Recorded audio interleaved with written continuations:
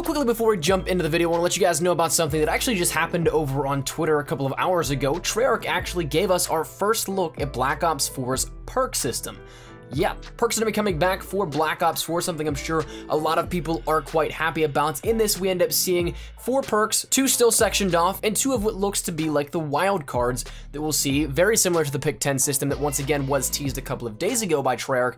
But this could be any indication for things like a mantling perk, a quick reload, a quickness or a marathon type perk, a dead silence. Of course, this is all speculation, but it is our first official look at Black Ops 4's multiplayer perk system. So this is really cool. But the one really awesome part is not only did we get to see these, but to me, I think this out of the blue random tweet and drop of this information is honestly a power play by Treyarch, because this was in direct relation to some speculation talking about how there was going to be no perks within Black Ops 4 for this upcoming year, to which they immediately shut that down. And that's something that honestly from Treyarch I'd love to see, and maybe, who knows, that might be an indication that some of the leaks that we saw beforehand actually could be entirely false, because as you guys remember, once again, one of the big things going around, those rumors were that perks would be removed and then we'd see like an Overwatch style system.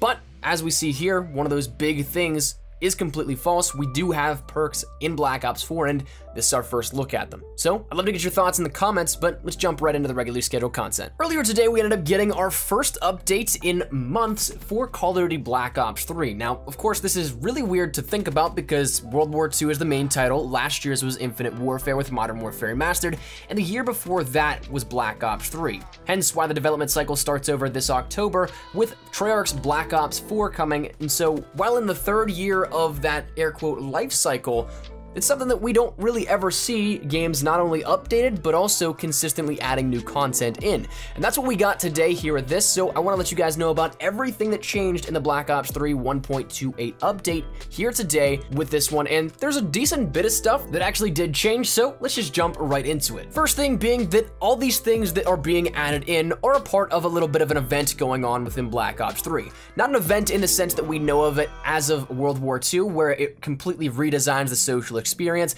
It completely redesigns the way supply drops are done into collections and all kinds of cool stuff like that, but instead just more so an overarching couple of weeks of time in which there is an availability for some things, such as one that we'll talk about, that being a camo, and then other things like maybe game modes also being added in for a limited time too. So this is for Operation Swarm, in which we end up firstly getting probably the 2 biggest things here out of this that a lot of people will focus on are new weapons in supply drops. So with these, of course, we end up going to the black market, to Blackjack, the black market dealer, and we can end up getting these out of supply drops. I've said it many, many times before, and I will say it again, I am absolutely not a fan of the way that Black Ops 3 does their supply drop system. Everything is all in one collected pool. There is no way to segment it into via collections and make it so you can chip away at some specific things you want. It's completely RNG and completely random, so these, of course, are going to be a lot harder to obtain than, say, in World War II if you add a new weapon via a collection.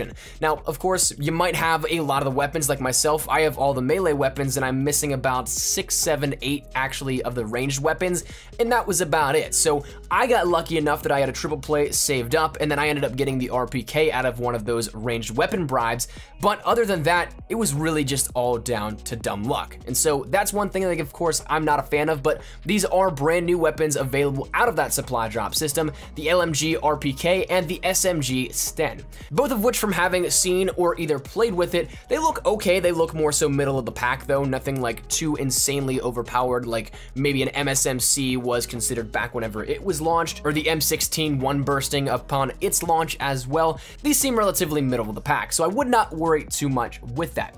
The next thing that was also available in supply drops, and this is where it starts to come into that timed content for the operation. The operation ends on May 18th, and that is when this camo will be available for, that being the brand new Hive camo. Now, if you take a look at it, it's almost as if the camo design is a muddied honeycomb, playing once again into that sort of hive mentality, and of course the swarm of bees.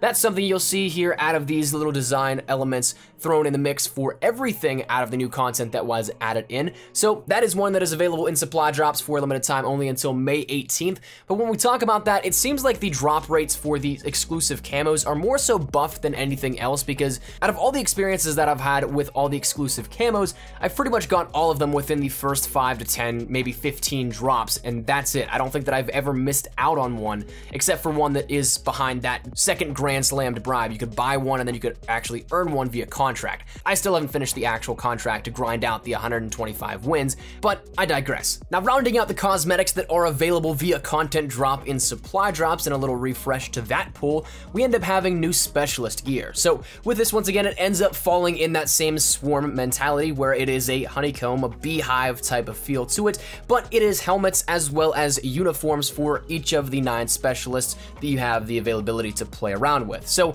again, those are in supply drops. There is no guarantee that you'll get them, and some of them, honestly, I'm not too bothered if I don't get them because I really don't care all that much for them, but you guys may have a differing opinion, and that's totally cool if so. Outside of the cosmetics, we end up seeing a few things in the way of gameplay changes simply by new offerings, new additions to the way that we can play the game, one of which being Prop Hunt making its way into Black Ops 3.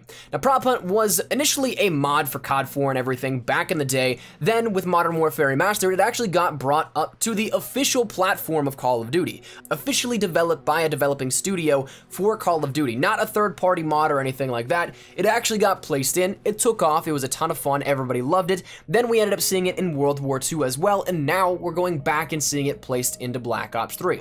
Now, ultimately, it is a lot of fun still. It's very similar to all the other locations that we've seen prop hunts in the Call of Duty franchise in the official capacity, except there is one caveat with Nuketown in particular, in which instead of having various and random props around the map, everyone is a mannequin, and you can end up using 9 decoys instead of your usual 3. So that's something that will be very interesting. It's almost as if that Easter egg on Nuketown from activating all the mannequins, that is now its own little game mode essentially. So it's really cool to see how that one kind of progressed and is a little bit different from the other maps, but you can play Prop Hunt on Aquarium, Combine, Evac, Exodus, Fringe, Redwood, Hunted, Infection, and then Breach as well. So there's a lot of different offerings that you have to be able to play this for it, and it is a lot of fun, so I would definitely recommend giving it a go if you have the opportunity to. Now, the other big thing in terms of gameplay actually comes down to a redesign of a map. We end up seeing Fringe being redesigned as a more so modernistic type of approach to it, but also kind of set back in time. The era itself seems to be up in the air, but regardless, it is a completely reskinned and rethemed version of Fringe,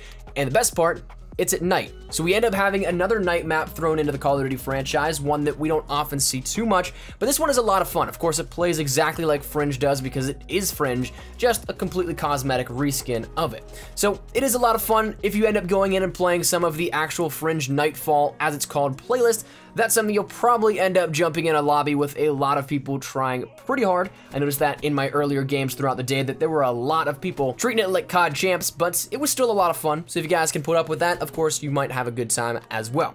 So definitely check that out. And the final thing that was really added in terms of content today was that we ended up getting a free new calling card with this. Right next to, in the default section, the Black Ops 4 calling card, you end up having one that is called Flying Bee, in which it looks like an MP5K that a bee has, but again, it is donning that honeycomb in the background, a theme that we've seen many times throughout these new content drops.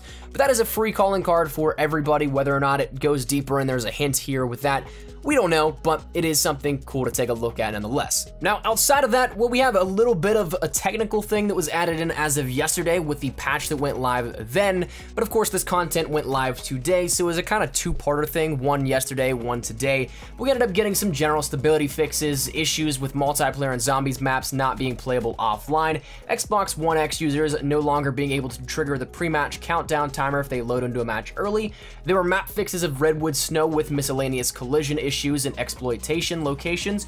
Game modes like Infected fixed an issue where there was the end of game victory banner that might display the wrong color. And then in Zombies, we had a little bit of a fix to Gobblegums, in which the whimsical Gobblegum projectile vomiting and Newtonian negotiation would be available to the owners of Grod Crovy and the Revelation maps, respectively. So again, there were some technical changes here thrown in the mix, but again, for a 2.14 gigabyte update yesterday, a lot of people thought that these patch notes might have been more of a front than anything else, because that's not a lot in a technical standpoint. Once again, I'm no game developer or game engineer, but I know that 2.1 gigabytes is a lot for just some quick hotfix issue stuff like that. So that was where we led into today, but that is everything that we got today out of this brand new Operation Swarm in Black Ops 3, available until May 18th, the day after the Black Ops 4 reveal. So we'll see how everything goes, if there's anything else hinted at throughout the maps, and maybe in Fringe Nightfall, if we end up getting some teasers thrown in there, or if anything else is thrown in the mix that just teases outside of this.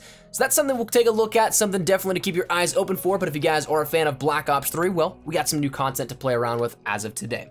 So that said, we're gonna jump back into World War II starting tomorrow, but want to let you guys know about this because, again, I'm a huge fan of Black Ops 3 and we haven't had an update for this in absolute ages. So it felt right to let you guys know about this, and if you guys are interested at all in it for yourselves, you can take a look and know what's up going into it. So that said, hopefully you guys enjoyed. If you guys did, make sure you drop a like down below. If you guys are new to the channel, make sure you guys subscribe so you don't miss a single thing regarding Black Ops 3, Black Ops 4, World War II, any updates, tips, tricks, news, information, all that good stuff. We got you covered here up on the channel. So if any of it interests you, make sure you hit that subscribe button so you don't miss a single thing. And if you guys want to follow me over on Twitter, that's the best place to get connected from outside of YouTube. Practically live on Twitter. So if you guys want to strike up a conversation, ask me a question, whatever it may be, link is down there in the description below. Also, if you guys want to follow me over on Instagram, trying to get more active over there as well, so that link is as well in the description below. But all that said and out of the way, hope you guys have a fantastic day. Thank you all so much for watching. Mine has been Espresso. I'll see you guys later. Take care and peace.